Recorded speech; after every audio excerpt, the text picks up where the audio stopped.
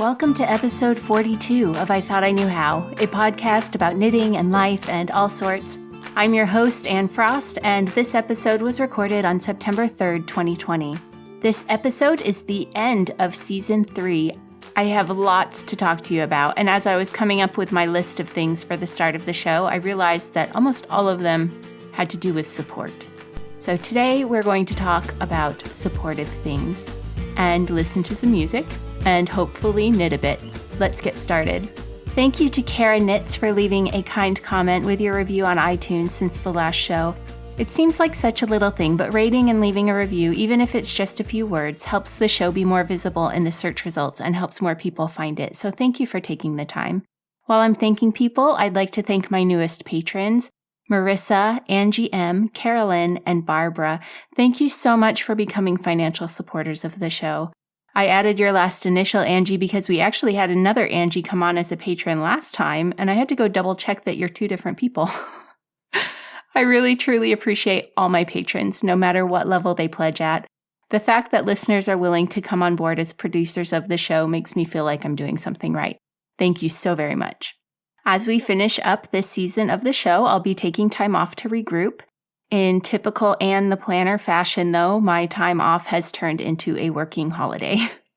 I'll give you some more details about that later in the episode, but because I will be traveling during my time off, the online knit-along days are going to be shifting. There's a post in the I Thought I Knew How Facebook group that has all the dates between now and the end of the year. I had to cut out one of the patron dates for October because of conflicts with my trip, so to make it up to them, I have set a goal to post a short video to the Patreon feed every day I'm on the trip.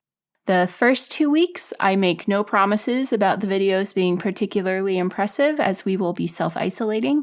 But if you'd like to see those videos, they will be available to patrons at any donation level over on patreon.com/IThoughtIKnewHow. Okay, I promised more information about our upcoming knit-along, and I have it for you now. The knit-along will start October 1st and run until the 31st. The theme will be Halloween/fall. So any pattern you want to knit that is related to Halloween or to the fall in general, or any pattern that you knit in black, orange, green, or purple will count toward this knit-along. So hopefully with a theme as broad as that, lots of you will be able to join in. I will make a post in the Facebook group specifically for pattern discussion. To get the ball rolling, though, I have some suggestions for you. First, Morehouse Farm has a section for Halloween patterns in the knit kit section on their website. This is actually where I found the pattern that I'll be knitting for the knit-along, which is their Black Spider Shawl knit kit. It's a very loosely knit square shawl that you knit a spider applique to attach to one corner. It will go really well with my witch costume I got last year for Halloween, and I can see myself just wearing it as a black shawl and seeing who notices the spider and dares to ask about it. Also on their Halloween page, they have patterns for a scarf version of the spider shawl, some pumpkin hats, fingerless mitts with bone-shaped appliques on the top to make your hands look like skeleton hands, and a few others. So be sure to hop over to morehousefarm.com and click on the Halloween Knits link under Knit Kits. Morehouse has actually come on as an official sponsor of the podcast. You all already know how much I love their yarns and helping them spread the word about how wonderful wool is for people and the environment and the sheep themselves. I am very pleased to be able to count them as a partner. On Ravelry, Julie Grimmett has some cute patterns available, including some for pumpkins. One is cable knit and another is a crochet ridge pumpkin. She has them knit in gray, which I think looks really sophisticated. They're sophisticated pumpkins. Those patterns are free, so be sure to check those out. I could see people knitting them in colors to match their decor, as well as in traditional Halloween colors. Karen Fournier has a whole list of Halloween-themed designs that she is offering to my listeners for 40% off.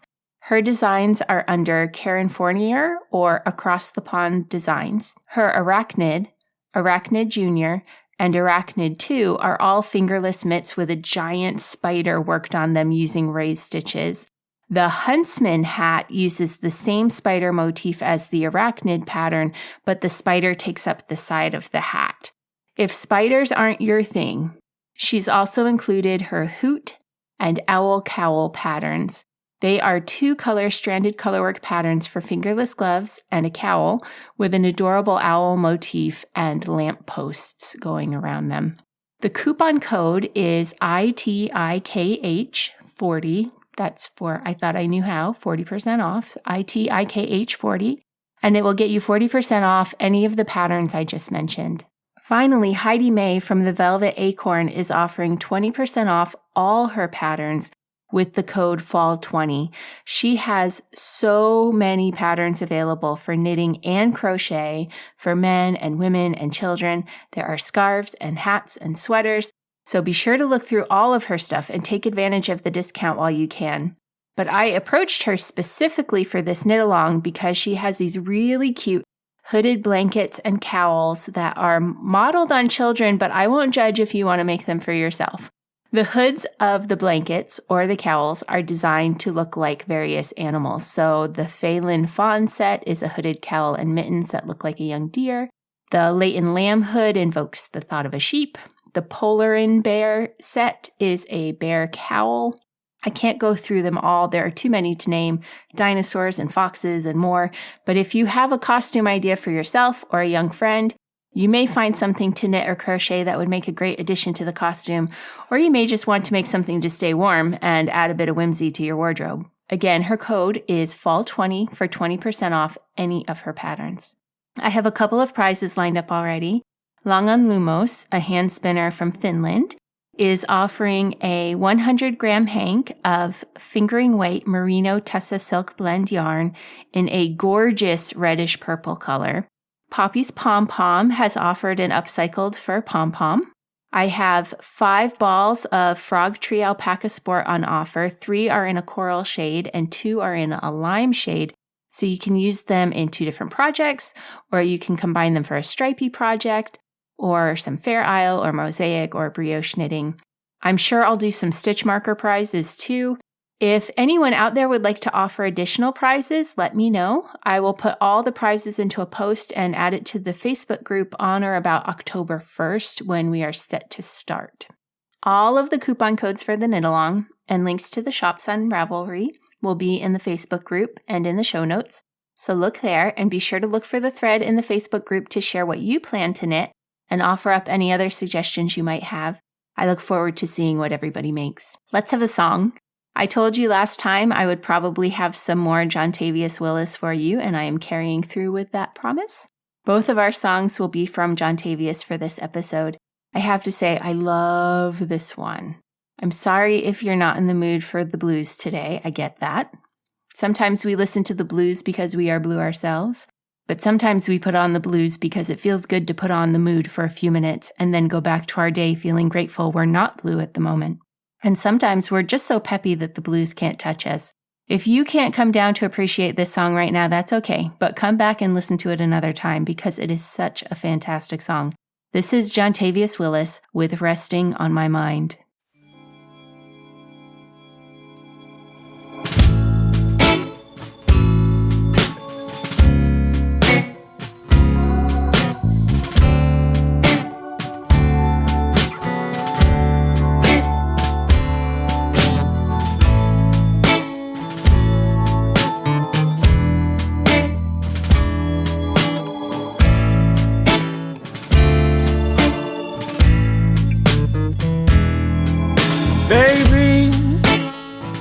Why did you leave me?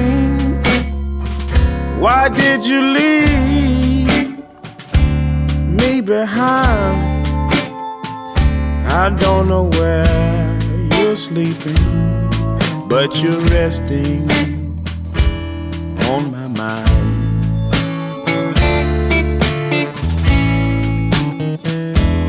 Baby, you were so gentle. Honey, you were so kind. I'm not sure where you're sleeping, but you're resting on my mind.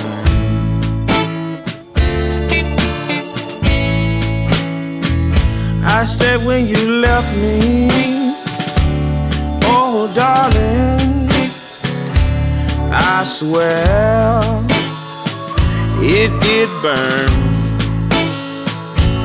But I'm sitting here by the window, just waiting on your return. Come back, baby. Oh, honey. So everything can be fine.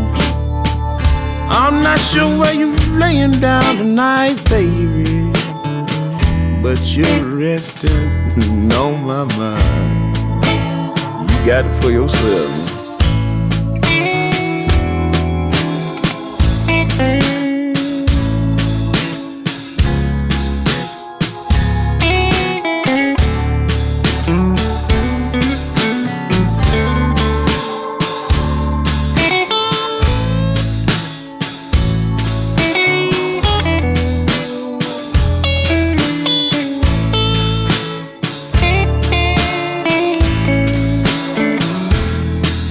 Baby, why did you leave me? Why did you leave me behind? I'm not sure where you landed tonight now, baby, but I tell you, you're resting on my mind, on my mind.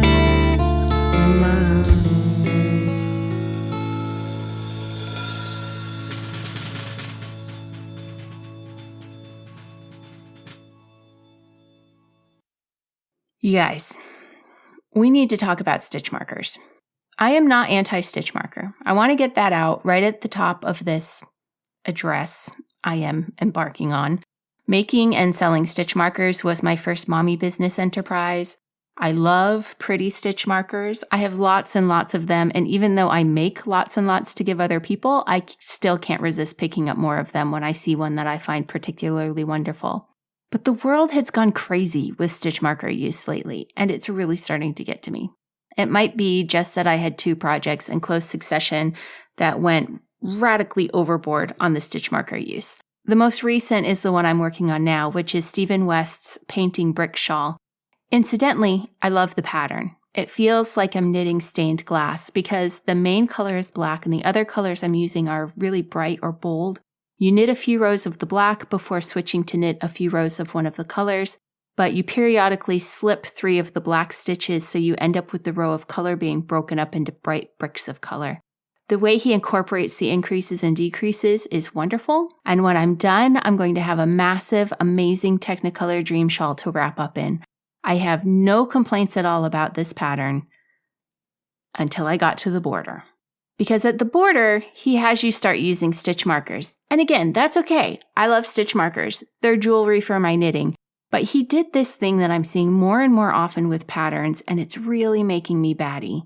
He has you place a marker, knit a stitch, and then place another marker. Seems like not a big deal, right? And when Louisa Harding did it on the Lark Salvina, place a marker, knit a stitch, place a marker, it really wasn't that big of a deal. I had a marker on each end of the shawl to mark the start of the edging stitches and the 2 in the middle right next to each other. But the 2 in the middle that were only 1 stitch apart made that bit of the shawl a bit of a pain to work. The markers in the middle were meant to function as a speed bump to slow you down and make you remember to work the increases in the middle of the shawl. But the thing is, you don't need 2 back-to-back speed bumps when the increases are only a few stitches from one another, especially when the increases are only worked on one side of the work. If you're just knitting or purling all the way across on the wrong side, you don't need a speed bump to remind you to work an increase. There's no increase in that direction.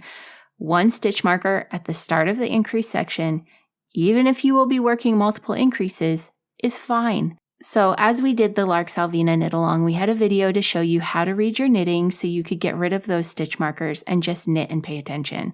I'll be honest, I tend to get into a groove with my knitting, so I didn't take out both stitch markers. I did leave the first one in, and then once I hit that first stitch marker, I knew I had a few stitches where I needed to pay attention, and then I was off again in my mindless knitting. Back to the Painting Brick Shawl. Same issue. Stephen West has you use 2 markers to mark 2 increases or decreases that happen really close to one another. Only in this case, there are 30 places where you will be working to increases or decreases, so you end up placing 60 markers. And every time you knit a row, you have to shift 60 markers. That's basically like adding 60 stitches to every row you knit as far as the movements you have to go through. And it's completely unnecessary in this pattern because, again, like with the Lark Salvina, on the wrong side of the work, you're only knitting or purling across. That's it. No need to have the speed bump at the start of the increase or decrease section because you aren't increasing or decreasing on the wrong side. Having to place all those markers is a massive waste of time. Having to move all those markers is a massive waste of time. But aside from that, having those markers complicates the pattern itself. Rather than writing increase, knit 1, slip marker, knit 1, slip marker, knit 1, increase, the pattern could just use one marker and write increase, knit 1, slip marker, knit 2, increase.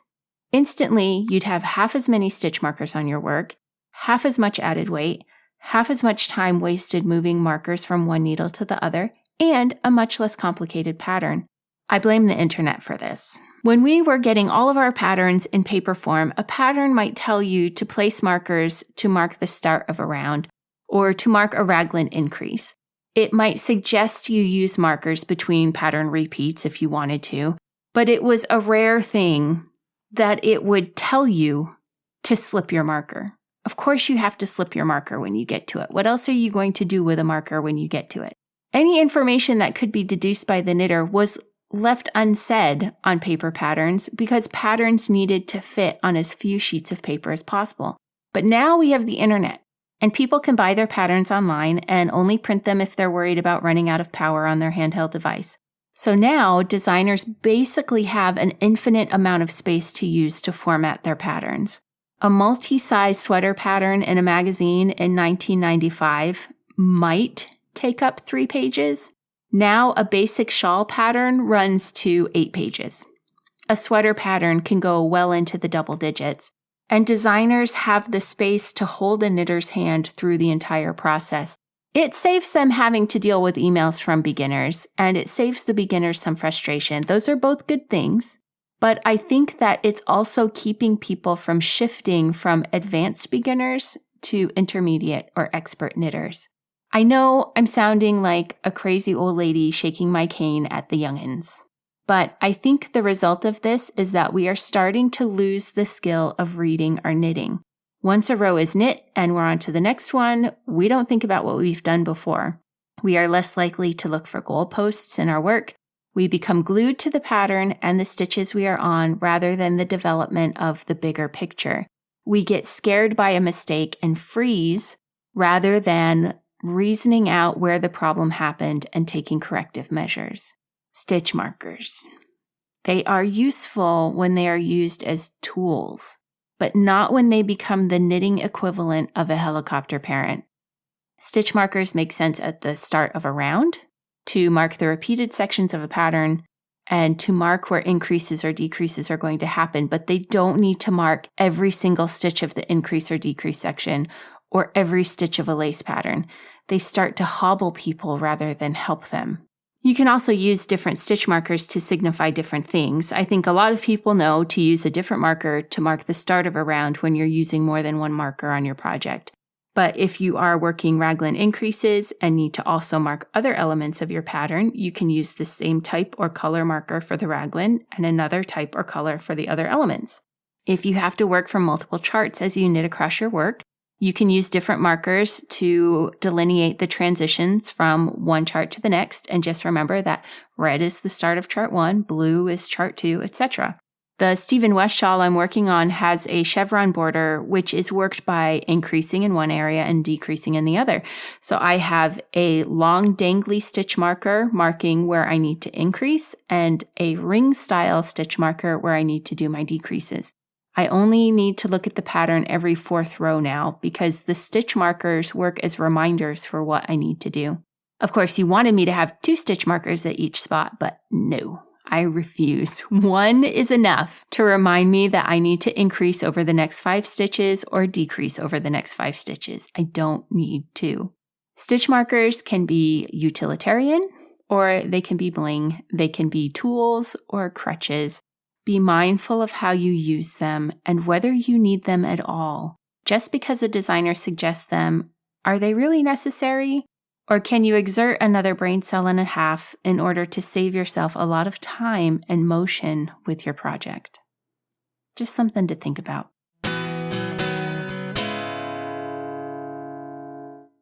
By now, I think everyone knows that they can find all of my affiliate links for things like Wool and dresses and Allbirds shoes and Drops detergent by going to ithoughtIknewhow.familypodcasts.com and clicking on the link that says Be a Booster. Today, I would like to introduce you to a new official sponsor of the show. Knit New Haven is a lovely community yarn shop in New Haven, Connecticut. Linda and her staff are knowledgeable and welcoming. They carry a wide range of yarn, accessories, and spinning supplies. The shop is open now from noon to 5, Monday through Saturday. You can also order from the shop by phone. Visit knitnewhaven.com to learn more about what they have available and stay informed about upcoming events. Or follow @KnitNewHaven on Instagram to see the yarn as it comes into the shop. Knit New Haven is offering a giveaway to one lucky I Thought I Knew How listener to celebrate the end of the 3rd season. It's a Plystra project bag in redwood, a beautiful coral color. The bag has inner pockets for your needles, phone, pattern, notebook. It also has specially placed grommets you can run your yarn through so the yarn can stay in your bag and stay under control while you knit. It's made from cotton canvas with a leather handle and has a cotton drawstring enclosure. The Plystra project bag has a simple, classic look and is bound to be a favorite for many years. The bag normally retails for $85, but you can enter to win it in our giveaway. To enter, visit knitnewhaven.com and look for the list of yarns Knit New Haven carries. Pick your favorite from the list, then go to Instagram and find the post about the giveaway on the I Thought I Knew How account.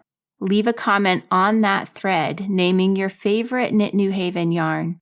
While you're there, make sure you are following I Thought I Knew How and Knit New Haven and tag some friends so they know about the shop, the podcast, and the giveaway. If you are not on Instagram, send me an email with your favorite Knit New Haven yarn to ann@familypodcasts.com. I will ask Siri to pick a winner on September 15th, 2020, on or after noon Eastern Time, and announce the winner on Instagram. Thank you so much to Knit New Haven for coming on as an official show sponsor. I am going to eat crow. There is a company that is pretty big in the knitting world that I think I have only mentioned once before on this podcast in the context of their own podcast, and that is because I had an ongoing negative experience with one of their products and vowed I would never buy from them again because of it, and that is Knit Picks. A long time ago, I bought a set of their interchangeable needles. We were a young family then, so it was a splurge for us to get them, but I figured having one set of interchangeables would be cheaper in the long run than buying the needles in all the various sizes and lengths that I needed. It wasn't long, though, before the cords started coming free from where they attached to the metal bit. It's not that the connection between the cord and the needle was unscrewing, the cord was actually separating from the metal connector. I'd call and let them know what happened, and they would send me a replacement for free. But it happened so many times that I just gave up on them entirely, and I didn't buy anything from the company for probably 15 years. A few weeks ago, I got an offer in my inbox that if I spent $65 in their online store, I could get a tester set of 2 types of the needle tips and 2 cords for free.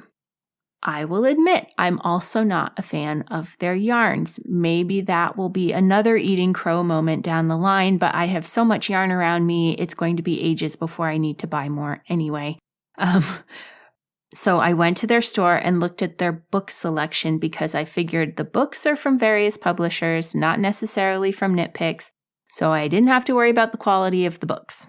Sure enough, they had several titles on my wish list, so I picked up enough to get to the $65 and I ordered the free tester needles and waited. My package only took a few days to arrive, and by this time I was far enough into my painting bricks project that I needed to move up to a longer needle, which I did not have. So I put together the size 7 metal Knit Picks needle tips with the 40-inch cord and figured this would be my test. It's also a safe project to test these needles on because the yarn is Shetland and Romney, and if the cord popped out, the stitches weren't going to run away on me. This is not a small project, and I have not been gentle with these needles. If anything, I've been more than a little exuberant as I turn my work. As I approach the time to bind off, there is no sign that the cords are coming loose at all. Not only that, but the tips have stayed firmly screwed in place. It would seem that Knit Picks has figured out their issues. I'm not saying I'm going to personally invest in another set of their needles. I inherited so many needles from my mother that it is very rare that I don't have what I need, and I do already have a set of interchangeables. But I will say that I will no longer think ill of their interchangeable needles, and I will no longer warn people against them. How is that for a super glowing endorsement? I will admit I still feel a little hesitant about outright recommending them. It is one set of needle tips and one cord knit on one project, but my problematic set was from 15 years ago when they had just barely started offering them. And the sets do run at about half the price of their premium competitors. So if you are in the market for a set of interchangeable needles and cost is a consideration, Knit Picks might be a safe bet. Okay, let's have another song from Mr. John Tavius Willis. This is an instrumental song called John's Boogie. Enjoy.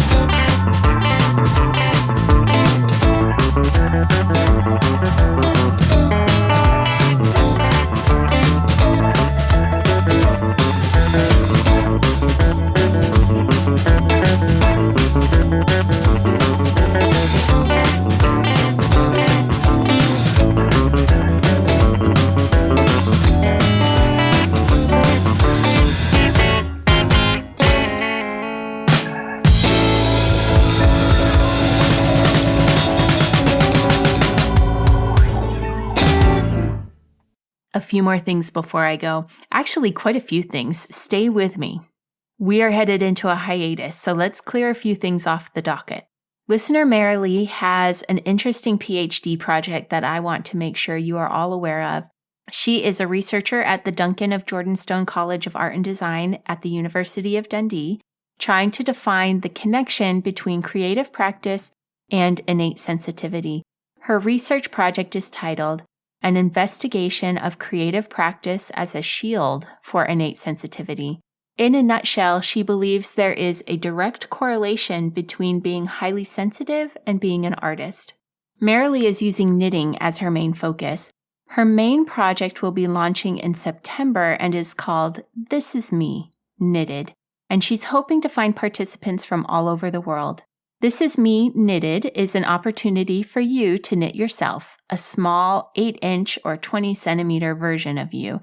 This can be knit in any way you choose. It can be a true representation of yourself, an abstract version, a younger version, Marilee said she's going for a thinner version. It's a chance for you to pull out bits of wool that you love and create a mini version of yourself. Marilee will provide a basic pattern for a body if you want to follow it, but it's not required. What's important is that you have fun with this. She will be collecting the projects and asking you to complete a brief reflection before and after, and the pieces will be showcased with your permission on social media and her website, and will also form part of her final PhD presentation.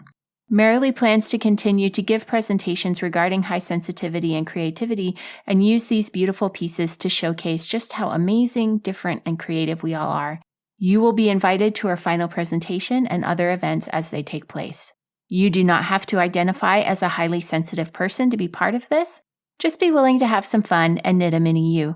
Marilee will be doing some live Instagram and Facebook videos so we can discuss different ways of creating clothing, hair, faces, whatever it is that you want to do.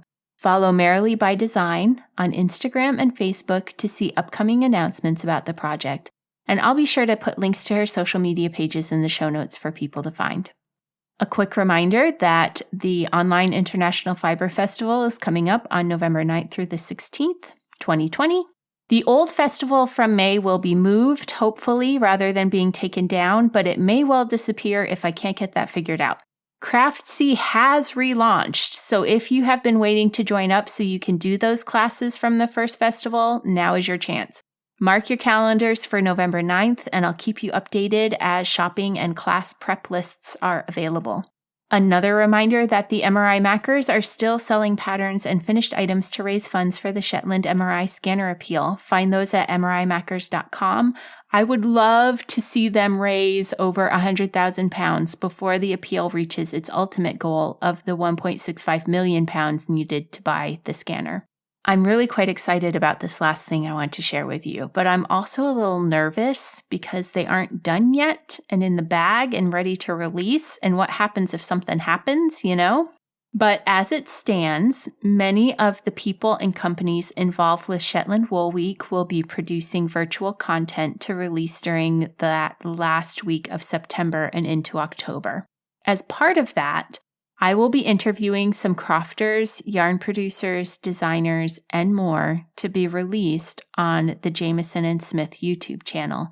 I'll post links when they are released to the Facebook group, but you can also just follow Jamieson and Smith on YouTube now so you know about them right away, and they will have additional content coming from other sources, so you don't want to miss out. Aside from those interviews, I have others lined up that I will be releasing as part of Season 4.